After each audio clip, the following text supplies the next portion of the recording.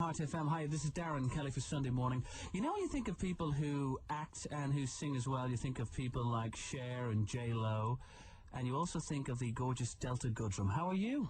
Well, Darren, how are you? I'm feeling good. Thanks a lot for popping into us here in the Midlands. Okay.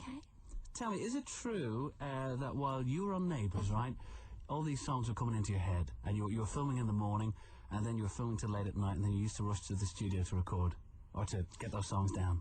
On the first record, that's right. Yeah, on Innocent Eyes, it was definitely that I used to kind of be at Neighbours and be working all the time, and then sort of go to the studio at night times and record most of the album. But on this record, I really got a lot more time to sort of just be in the studio and write and have a lot more time to sort of to just be in the moment instead of sort of rushing from one thing to the next. Okay, if somebody landed from Mars and you were to describe in one sentence the difference between Mistaken Identity and the last album, what would you say? Different experiences. I mean, I really like the thing, and not that that's one word. I really, the first record was a really open and honest and really a really diary for the first part that kind of time in my life. Yeah. And this part was like that I had a whole new year, like this whole year and a half. 2 years have been very different from what I had before the Innocent Eyes record. So I guess it's just different colours. Now, it's been well documented that you had Hodgkin's lymphoma.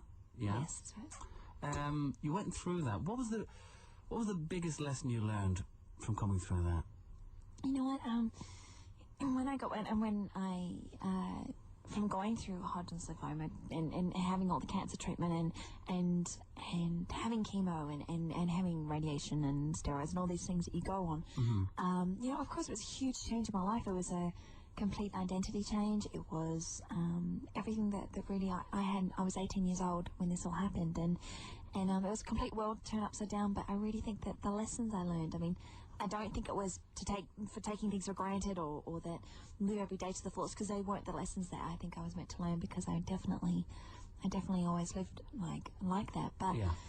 I think it was more, that to help other people, and sure, it was a really harsh way to go through it, and hopefully now I've been there, done that, close that door, and move on. But at the same time, I think that maybe, if you can just help people around the place, and I really feel I could write songs about it, and hopefully touch people, and people who are going through the same thing or worse, or to feel alone, there's many things that I felt that I learned out of this, and hopefully I'll take all that experience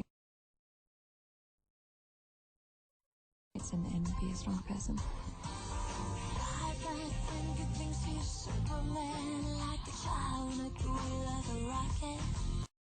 Was that written about me? Yes, it was. Sorry, I have to say it's world exclusive that it was definitely about you. Oh, thanks a lot. I was just being lost without that special somebody. Yeah. Because it is one of those songs that everyone can identify with, isn't it? It's exactly. You're always like, I'm lost without you. And it's just that being that lost without that some special somebody. I think it's a really relatable song. Lost without you, Darren. Yeah. Darren, I keep trying to find my way. Oh. But I can't find Darren.